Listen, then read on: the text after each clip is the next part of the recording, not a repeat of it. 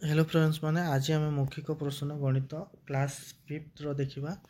तो प्रत्येक प्रश्न पई आम एठी देखिबा प्रत्येक प्रश्न रो मूल्य 1 मार्क रहिबो। 5 अंक विशिष्ट बृहत्तम संख्याटी कोन सेटा पडिबो। तापर 2 नंबर आसीबो हमरो 8 ओ 32 रो गसागु केति। देन आसीबो हमरो 3 नंबर क्वेश्चन टी 3434 बिजुग 1252 इक्वल टू 2222 ହେବ। ଏହି ବିଯୋଗ ପ୍ରକ୍ରିୟାରେ ବିଜୋଜ୍ୟ ବିଯୋଗ ଫଳରୁ କୌଣସି ଗୋଟିଏକୁ ଚିହ୍ନିବା ପାଇଁ ଶିକ୍ଷକ କହିବେ। ଛାତ୍ରମାନଙ୍କୁ ଏହା ଇଙ୍ଗିତ କରାଯିବ। ଏଥିରୁ କୌଣସି ଗୋଟେ କହିବାକୁ ପଡ଼ିବ। ଦେନ୍ ଦେଖିବା ଆମେ 4 ନମ୍ବର ଆୟତ ଚିତ୍ରରେ ବାହୁମାନେ କିପରି ସମ୍ପର୍କିତ।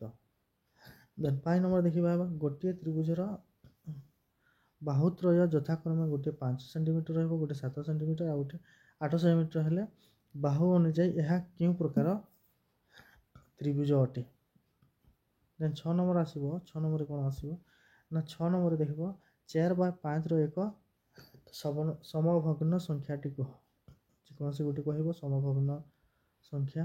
ଦେନ୍ 7 ନମ୍ବର ଦେଖିବା ଚିତ୍ର ଦେଖାଇବ। ଏମିତି ଗୋଟେ ଚିତ୍ର ଥିବ, ଚିତ୍ର ଦେଖିବ ଗୋଟେ ଏଇଟା ଅଛି ଦେଖାଇ ତୁମ ଆଜି ଔଷଧ କିଣିବାକୁ ଗଲେ ଯେକୌଣସି ବୋତଲଟି କିଣିବ ପରୀକ୍ଷା ଦିନର ତାରିଖ ବିଚାର କରି ନିଆଯିବ। ମାନେ ଏହି ବୋତଲ ଦୁଇଟି ଥିବ, ଆପଣଙ୍କୁ କୁହାଯିବ କେଉଁଟା ଏକ୍ସପାୟରି ଡେଟ୍ ମାନେ କେଉଁଟା କିଣିଲେ ଭଲ ହେବ, ତ ଏଇଟା କିଣିଲେ ଭଲ ହେବ। ଦେନ୍ ଅଛି 8 ନମ୍ବର ଦେଖିବା। 8 ନମ୍ବର କ'ଣ ପ୍ରଥମ ବୃତ୍ତର ବ୍ୟାସ 14 ସେଣ୍ଟିମିଟର, ଦ୍ୱିତୀୟ ବୃତ୍ତର ବ୍ୟାସ 12 ସେଣ୍ଟିମିଟର ହେଲେ ସେହି ବୃତ୍ତ ଦ୍ୱୟ ମଧ୍ୟରୁ କାହାକୁ ବ୍ୟାସାର୍ଦ୍ଧ ଅଧିକ। 8 ନମ୍ବର କ୍ୱେଶ୍ଚନ୍। 9 ନମ୍ବର କ୍ୱେଶ୍ଚନଟା ଦେଖିବା ଗୋଟିଏ ବୋତଲରେ 1 ଲିଟର 200 ମିଲିମିଟର ପାଣି ଧରେ।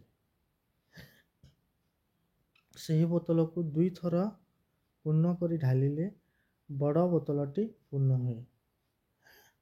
ତେବେ ବୋତଲରେ କେତେ ପାଣି ଧରେ। ଦେନ୍ ଆମେ ଦେଖିବା 10 ନମ୍ବର କ୍ୱେଶ୍ଚନ୍। 2024 ମସିହାରେ ମୋଟ ଦିନ ସଂଖ୍ୟା କେତେ ଥିଲା। 2024 ମସିହାରେ ମୋଟ ଦିନ ସଂଖ୍ୟା ଥିଲା 367 ହେଲା।